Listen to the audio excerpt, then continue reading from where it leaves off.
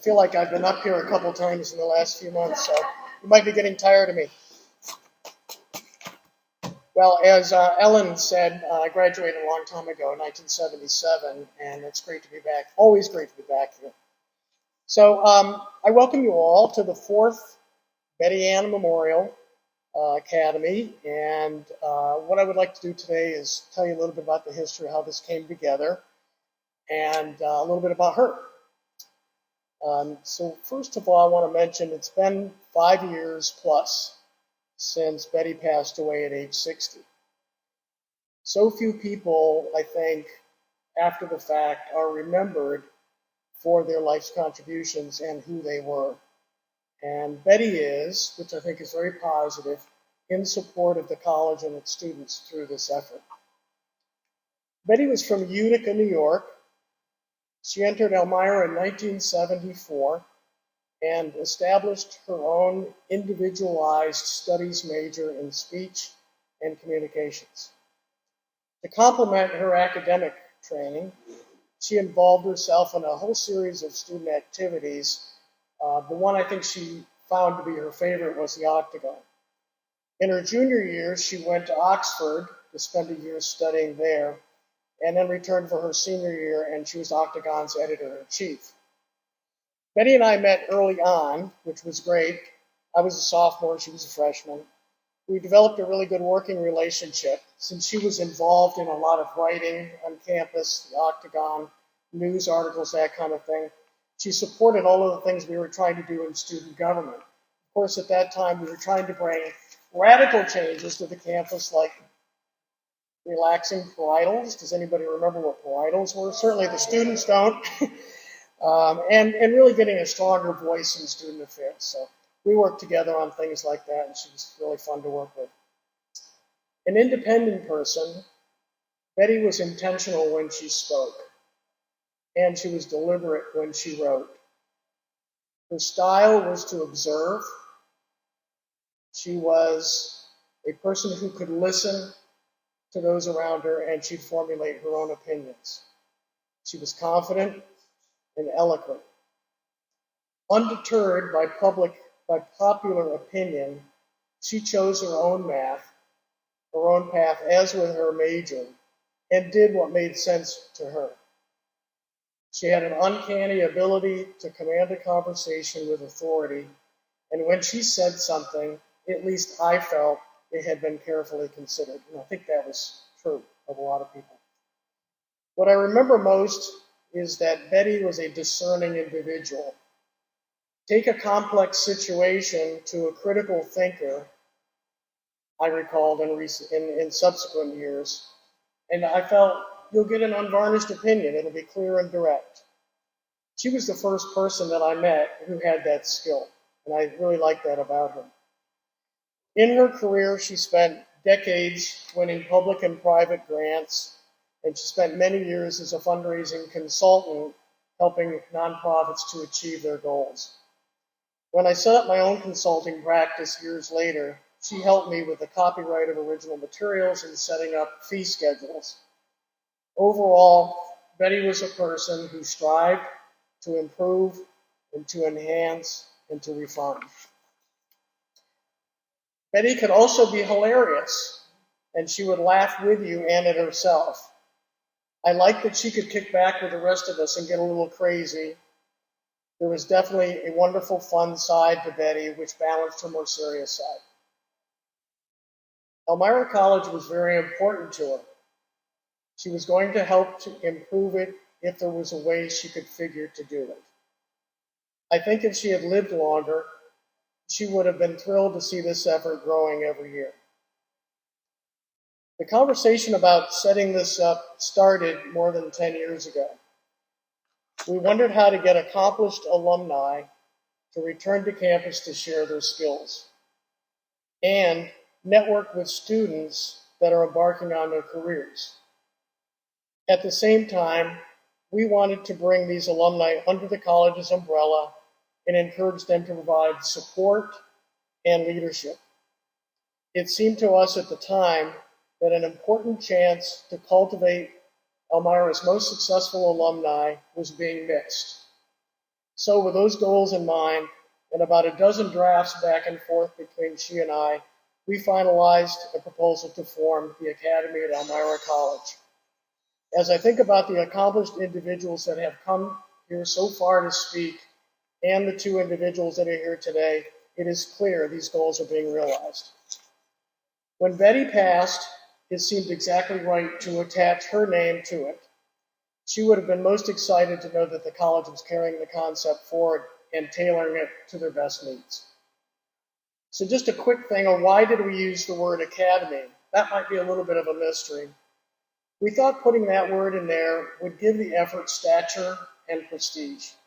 In a sense, we would create an academy of lifelong learners. The alumni speakers are the teachers of their careers, the students are the learners, and the ultimate benefactors. The college benefits long-term through their combined association. Our goal now is to reach the college's minimum endowment goal of $50,000 for this particular fund. We still have a little bit of ways to go. While this effort lives and will go on perpetually, we'd love to get to that total.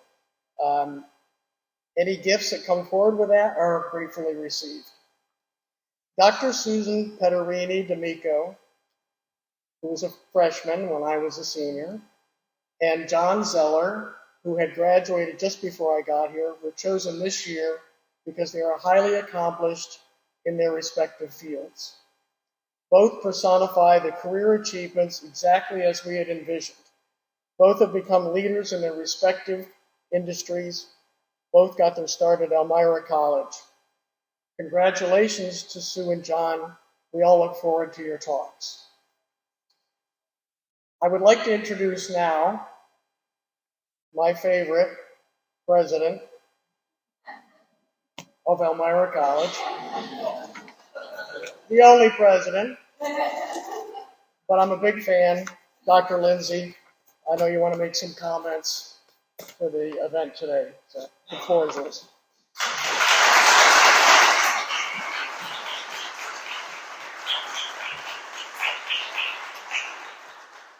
Thank you, Armand. Your favorite current president. Okay. It's my pleasure to introduce our first honoree of the 2022 Bette Mammone Memorial Academy, Dr. Susan D'Amico, class of 1980. Susan was nominated for the Bette Mammone Academy by Wendy Roworth Cook, class of 1975. Susan serves as the Market Vice President of Patient Care Services and Chief Nursing Officer at Trinity Health of New England in New Haven, Connecticut. She earned her Bachelor of Arts in Biology at Elmira College in 1980.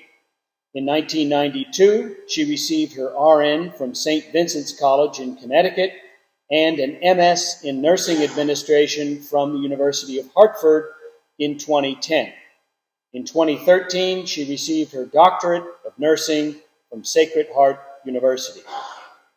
Susan held several positions at St. Francis Hospital's Medical Center in Hartford, Connecticut, the last being Director of Nursing. In addition to her current role at Trinity Health, Susan is also an adjunct faculty member at Sacred Heart University and the University of Hartford. She has also served as a panel member for a lecture series at Elmira College. In 2017, Susan was recognized by the Organization of Nurse Leaders in New England with their Leadership Award. Please welcome Dr. Susan D'Amico, 80, to the podium.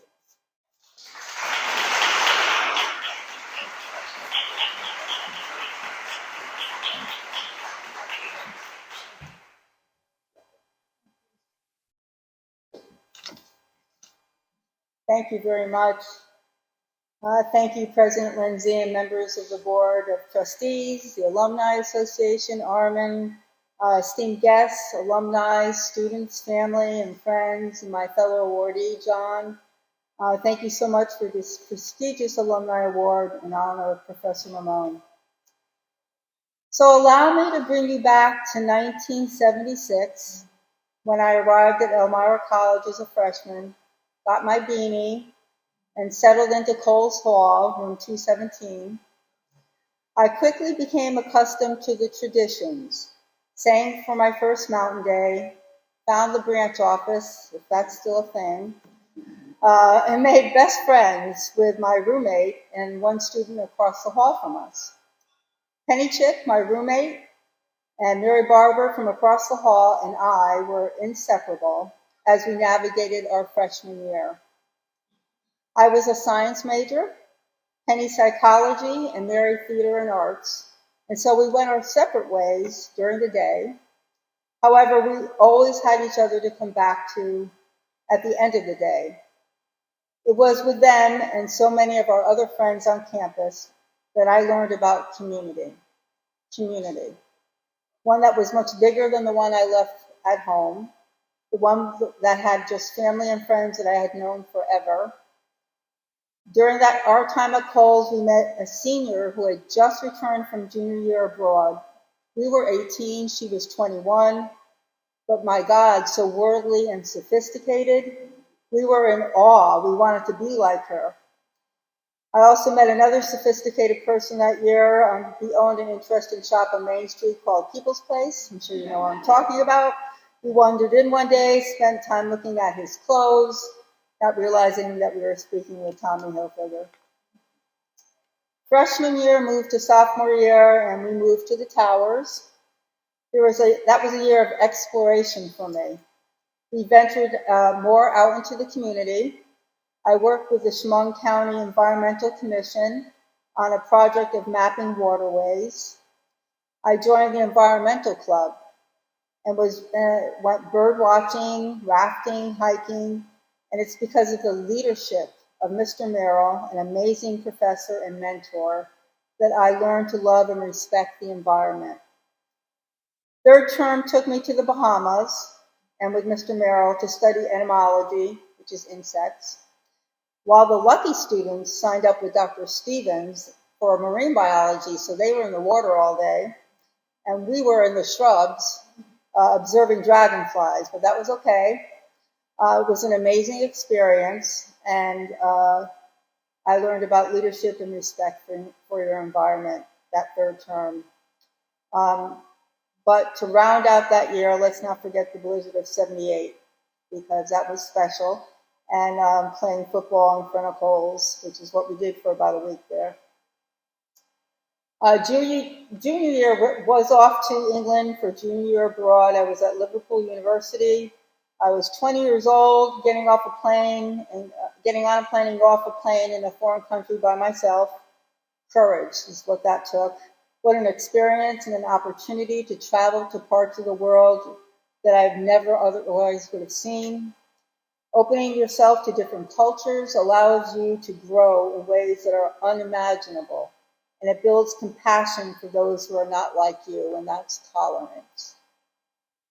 Back to Elmira senior year was bittersweet, 1980, leaving friends and a supportive community that you have grown to really love, but you felt prepared.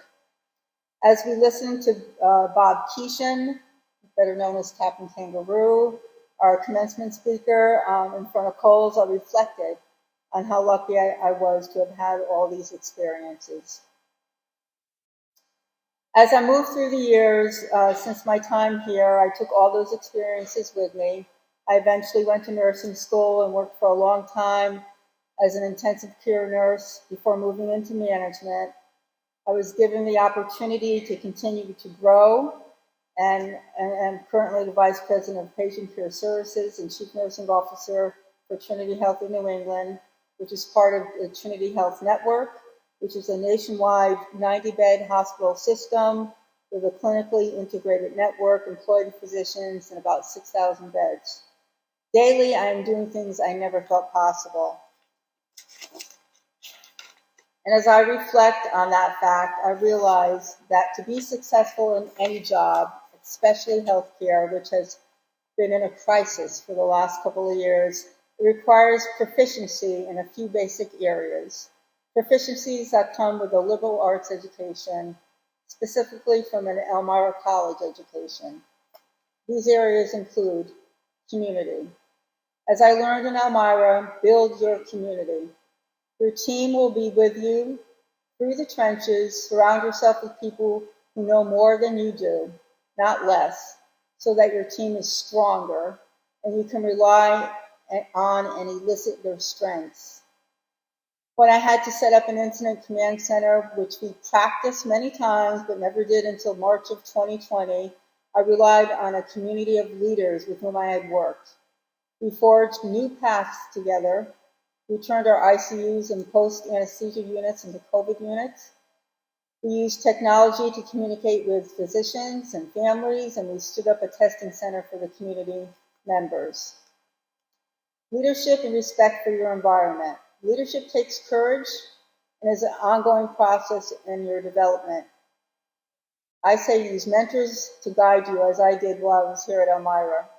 Respect for those around you. Understand you have the ability to influence your environment and be a mentor for somebody else. You will grow because of it. Thank you, Mr. Merrill, for all you taught me and inspired in me. And then courage. These times that we are in takes courage. My chosen industry takes courage to manage daily. Never lose sight of the person you are and the person you are caring for, the patient, your family member, your friend. Have the courage to be honest and vulnerable and to share your talents freely. It will pay you back in ways that is unimaginable. And finally, tolerance. We must continue to be tolerant of differences while having respect for one another's opinion. I learned here to debate with respect and consider other ways of looking at an issue. This is very much needed in our country today. I have to say I am so impressed with the nursing program as I toured today, as sad as I was to see that my room is no longer in polls. I was so impressed with the program and with Dr. Valino. I think she's here. It is a superb program and just gives me such hope for the future of nursing when I see programs as we have here at Elmira. So thank you again for allowing me to share my experiences with you. I am truly honored and humbled by this recognition. Thank you.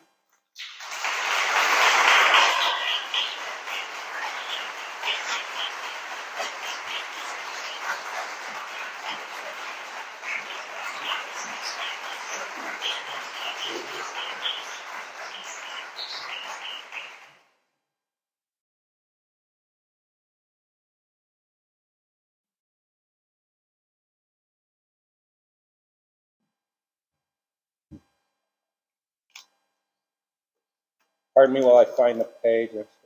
Yeah.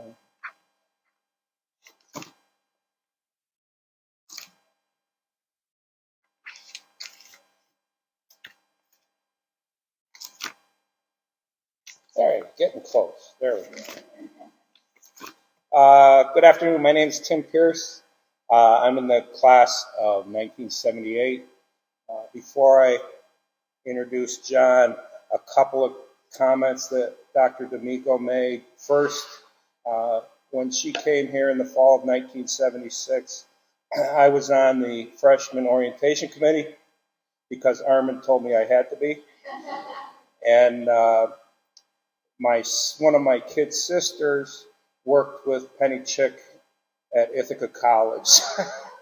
Just Dr. Lindsay, distinguished faculty and staff, fellow alumni, and current students.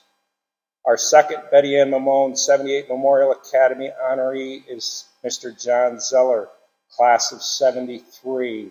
So he was a member of the first graduating class from Elmira where men had been admitted as full-time students in 1969. He received his Bachelor of Arts degree in General Studies and his Master of Science in Education in 1978. John is joined by his wife, Deborah Markle Zeller, class of 77. Rather than focus on John's professional career, I would like you to indulge me because I want to give a little bit of an anecdote that I hope will help you understand John on a more personal level. First term, 1975. I was a sophomore. John was the assistant to the Dean of Admissions at Elmira College. I think through some friends, he learned about some interesting co-op positions with the federal government. And he came back to EC and he told Dr. Andy Malloy, who at the time had responsibility for the co-op programs at Elmira. The government was looking for a sophomore math major with a background in computers to fill one of the positions. After combing through the long list of math majors in the class of 1978, they contacted me to see if I was interested. It wasn't much of a search because I think I was the only member of the class of 1978 who majored in math. There was a position in the Division of Analysis, National Center for Health Statistics, a part of the Department of Health, Education, and Welfare at the time. The student would report to a visiting scholar, Dr. Joel Kleinman, who was a faculty member of the Harvard University School of Biostatistics. John scheduled a phone interview with Dr. Kleinman. I think it was in November. I had just turned 19 in October, and my previous jobs included paperboy, working the front desk at a bowling alley, and house painting.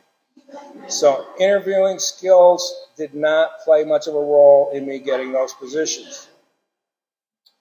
So I had this interview on a speakerphone, and John sat in with me. And when it was over, he asked me how I thought it went. I replied, not very good. And I'm guessing that there were probably some more colorful adjectives that went along with my summation. John agreed with my assessment and went over the entire interview with me, identifying questions I handled well as those with which I struggled. When we were done, he asked if I would like him to try to set up another interview. So, of course, I said yes. Now, during that second interview, John was busy, so it was just me and Dr. Kleinman. But I felt much more confident and sure of my responses because of the work that John did with me. During the break between term 1 and term 2, I got a phone call from Dr. Kleinman, and I had got the job. So from January of 1976 to December of 1977, I spent a total of 15 months working as a student assistant statistician. So I missed the equivalent of 2 full terms and 2 third terms. Without John's efforts to try to teach me interviewing skills and giving me confidence in my abilities, I would never have had that opportunity. As he pointed out to me this morning, I think there were 3 of us, Jamie Redmond, Kevin Kiefer, and myself, all had intern jobs with the federal government. I was the only one who did not take a job with the federal government after I graduated. But I did have a 41-year career in information technology, 31 years at IBM, almost 9 years at Binghamton University, included in that time. I can't thank John enough for what he did for me almost 47 years ago. He's been a friend for a long time. He and Debbie were at my wedding. So congratulations, John, for being a 2022 honoree of the Betty Ann Mammone 78 Memorial Academy. And here's Johnny. He gave me that line.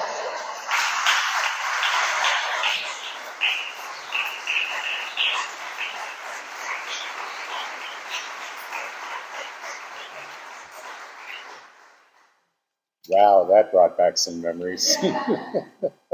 Well, thank you, Tim. And thank you to the members of the class of 78 for accepting the nomination that Tim put forward, and Armin, and I greatly appreciate that, and to the alumni board for the ratification of that nomination. Let me also take this opportunity to congratulate Susan as well. Having worked for 28 years of my professional career closely associated with nursing schools, both at Johns Hopkins University as well as the University of Pennsylvania. I had the opportunity to work and see firsthand the critical importance of nursing science and the research that's conducted. And I think for all of us, none of that became more apparent than during the pandemic, that the work that was done by nurses, the research that was done by nurses, and the unwavering commitment to patient care. So Susan, congratulations, but also thank you. You know, being a nominee and accepted as a member of the Mammone Memorial Academy has a very personal element for me. And not only the mission of what Betty's professional career was and the impact that she had, of which paralleled for me in many ways the nonprofit work that I've done for years. But it also a little more personal, and Allison and I talked about this, is that when I graduated in 1973, I was a transfer student, came in at 71, and had an absolutely magnificent experience here for the 2 years. I went to work in the admissions office for the then Dean of Admissions, Charlie Miller. So for all of you who are in the class of 1978, Allison and I read your applications. Now, and you still got in. No, I wasn't going to say that. I was going to say that I thought the decisions we made were spectacular, and you're evidence of that. And I also promised that I would not disclose any of the spelling errors or issues that you had. You know, not only did I get a great education here at Elmira College, but the opportunity to work in higher education that I was afforded in the various different jobs that I had here at Elmira, from admissions to financial aid to cooperative education to back to admissions. I had the opportunity to interact with some of the most fabulous people you could imagine. And Lynn and others in this room who were in the class of 73 and 74. You know, the likes of Frank Piano, Mal Marsden, Frank Brady, Tom Walton, Jim Gray, any number of people. Not only were they professional colleagues when I was working here, they served as mentors and guides that I learned so much from. So yes, there's the intellectual knowledge that was gained as a student, but I must thank Elmira also for the incredible education that I received at the hands of some of the most talented administrators, faculty who were committed to higher education. And that really did launch me on my career following nearly 10 years here at Elmira. My career kind of wandered a little bit. It wasn't as directed as yours was, Susan. I left here to go to work for the Robert Packer Hospital and Guthrie Clinic in 1983, just as vertical integration was coming into play. And the president of the Robert Packer Hospital and the president of the Guthrie Clinic, which was a private group practice formed by the Mayo brothers in 1910, was about to go into this major vertical integration and bringing other hospitals into the system. Little backstory, Debbie and I were talking about this as we were driving up, seeing the sign for Guthrie Medical Center. My team developed that, and we did the marketing associated when they brought various hospitals into the system. When I went to work there, Ralph Meyer and John Thomas said, "What do you know about medicine?" And I said, other than I go to see a doctor and I read the labels on whatever I might be taking, zero. You know, and they said, okay, you're going to handle the communications and the outreach and the community involvement and the development, because we were coming up on the 100th anniversary of the Robert Packer Hospital. And we'll teach you everything else. Well, I had two of the best teachers in the world. I learned so much about healthcare, the healthcare system, the challenges, reimbursement. AIDS was going through at that point in time. Hospitals were collapsing. It really was an extraordinary experience that I will forever be grateful for learning, because many of the things I learned in that healthcare environment have served me well in my other parts of my career. But the one thing was clear, that I missed higher education.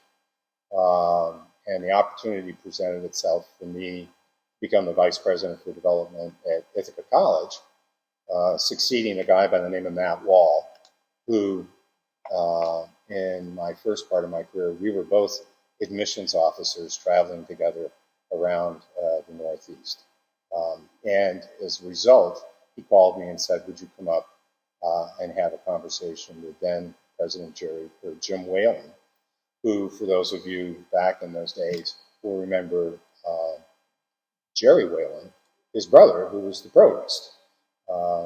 So it was a small synergy there. But I went to work there, and we built out a program and did some small microcosm campaigns for Ithaca College.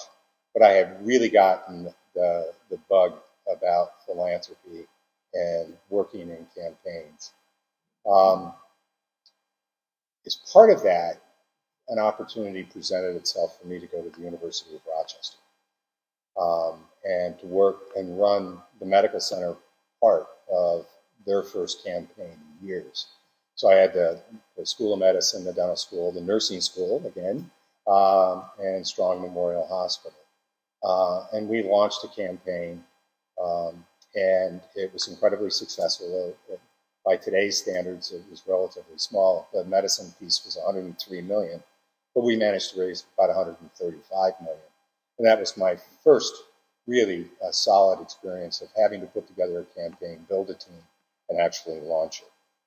So what's not uncommon to happen in this profession when you're coming off a campaign, headhunters have a tendency to call you and say, well, you finished your campaign, do you have an interest in doing something else? And this was the siren call of Johns Hopkins Medicine. It was just something that I could not resist. We were enjoying the Rochester lifestyle, but the opportunity to go and build a program at Johns Hopkins Medicine, which at the time was the #1 program in the world, was too good to turn down.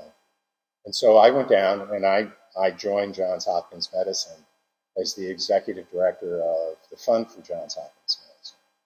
So those lessons that I learned working with colleagues and negotiating with various departments came into play because I had 3 bosses. I had the president of the hospital, the dean of the medical school, and the vice president for development of the university. And they all had very different opinions about what we should be doing. And in fact, there was a major leadership change that went on, and Johns Hopkins Medicine emerged from that, which was the blending of 2 nonprofits into one operational system. And our focus was on grateful patient fundraising, really looking at the impact that the research that was being done had on the deliveries of new and innovative care. We went from roughly $50 million a year to almost $250 million by the time I left, of which $200 million of that was coming from individuals from around the world who wanted to support basic science, nursing, medical education, and research. And it was just a spectacular environment to be in. And again, one of those learning curves when you went in to talk to a basic scientist and they start talking to you like you're a colleague and have a full understanding, was to constantly remind them, could you dumb that down just a bit, like a lot? Because the individual that was the interim president was a Nobel laureate who figured out how to splice DNA. So this was a pretty rarefied air. And again, we did a campaign. It was a $600 million goal. We raised $750. But Hopkins Medicine was a big, hungry animal. And so the dean said, we're not going to stop. We're going to launch a new campaign, and it's going to be $1 billion. And so there's a story I tell that I was sitting on the back porch of our house in Maryland, and I lit up a cigar. It was June 30th. It was the end of the campaign. We had just raised $750 million. And that day, the dean of the medical school said to me, enjoy it, because tomorrow we're doing we're going to do 1 billion.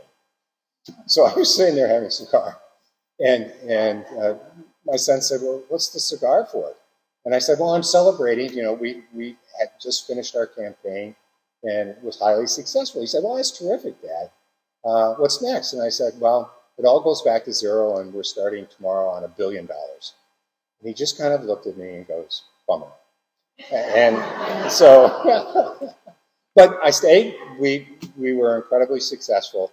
But at the same time, the University of Pennsylvania was going through a major leadership change. Judy Roden, who had been there for 10 years, was leaving, and they just hired the provost from Princeton by the name of Amy Gutman. And the search firm that was doing the search asked if I'd be interested, and I said no. But frankly, I had a son who was in his freshman year at high school. Debbie and I were very ensconced in the neighborhood with lots of friends. And then the search firm called back a couple of days later and said, would you talk to the chairman of the board? And I thought that was a really low blow, because the chairman of the board, I could see his office from my office. It was Jim Reapy. And he was also a major donor to Johns Hopkins Medicine. So I said, sure, I'll go down and see him. 30 minutes, I'll go in, say no, and if nothing else, if it doesn't work, I'm going to solicit it. And I left that office 3 hours later and went to Philadelphia to meet Dr. Amy Gutman, who was just an incredible visionary. And she hired me, and I began in the job in January of 2005 and stayed with her throughout her presidency. Some of you may know the name. She is now the ambassador to Germany and doing a spectacular job. So once she left, I said, it had been very clear she was supposed to end on June 30th, 22. I was going to end on June 30th, 22. And she left a few months early to go become the ambassador. And so I just finished retirement on August 1st. But the one piece that I will say, and I'm looking forward to being a member of the Academy and hopefully instilling whatever knowledge that I might have gained over the course of my career to undergraduates or graduates, is that the world of philanthropy, people would say, how can you ask for money? It is not hard, because I'm not asking for myself. I'm asking for a mission, for a purpose of an organization. And through that, I had the opportunity, and Armin has been in this field as well. You meet some of the best people in the world, some of the most generous, passionate, and committed individuals. So as I stepped away from doing that after 40 years, I can look back and say it was the most rewarding time in my life. And it all began here at Elmira College, for which I'm incredibly grateful. So thank you very much.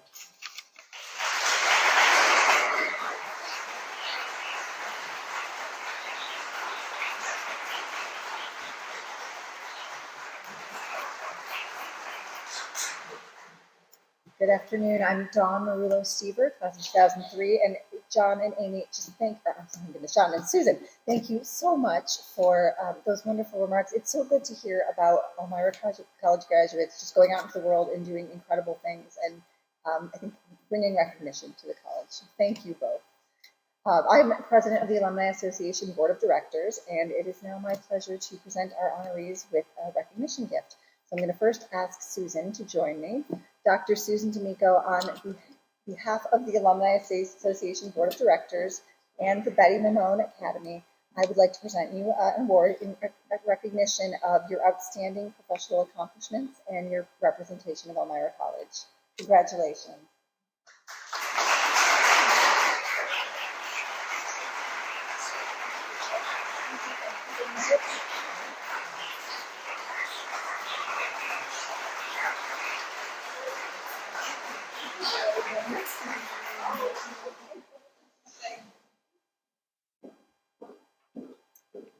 John Zeller, can you join me?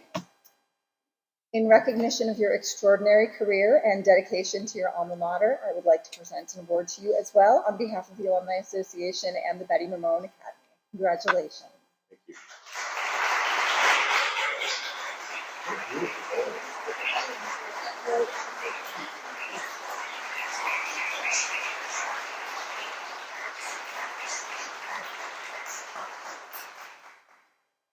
Congratulations. I'm going to invite Ellen back up to the podium to.